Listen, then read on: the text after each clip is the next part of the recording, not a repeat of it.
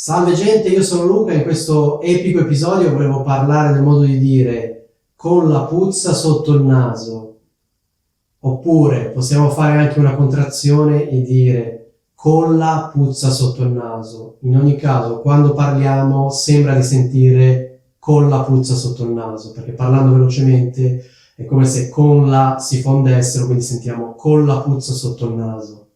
Questo modo di dire viene usato per riferirsi a un certo tipo di persone, o meglio, a una caratteristica di determinate persone, quindi è una caratteristica costante.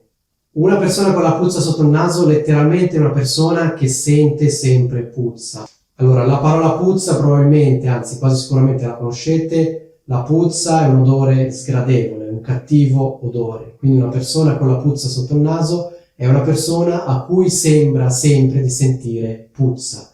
Questo letteralmente, metaforicamente, una persona con la puzza sotto il naso è una persona a cui fanno schifo tante cose.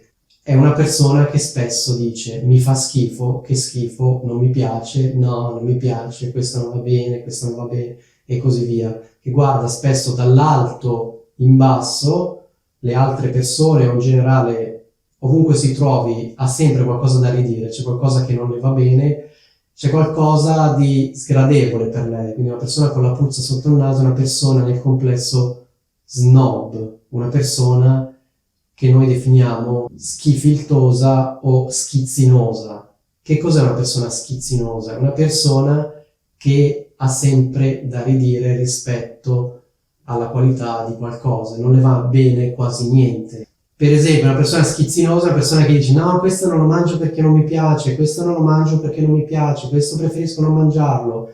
È il contrario di una persona che mangia tutto. Una persona schizzinosa è una persona che ha delle preferenze molto rigide. Una persona schizzinosa è una persona con dei gusti molto selettivi, fondamentalmente. Cioè, una cosa deve essere fatta in un determinato modo, deve essere in un determinato modo, se no questa cosa non va bene alla persona schizzinosa. Persona schizzinosa in sostanza le piacciono pochissime cose. La classica persona schizzinosa non le piace questo, non le piace quest'altro, non le piace quest'altro, è molto molto selettiva in modo rigido. Questo non va bene per questo non va bene per quest'altro, questo non va bene per quest'altro. Non è una persona che si adatta a una persona schizzinosa. Ecco, in sostanza una persona con la puzza sotto il naso è una persona snob, una persona schizzinosa, una persona schifiltosa. Schifiltosa è una variante forse più colloquiale di schizzinosa. È una persona che comunque tende a dire no, questo non mi piace, questo non mi piace. Ecco, fondamentalmente una persona con la puzza sotto il naso è una persona che tende a dire no, non mi piace, cioè ovunque voi la portiate dice non mi piace questo, non mi piace quest'altro, non mi piace quest'altro.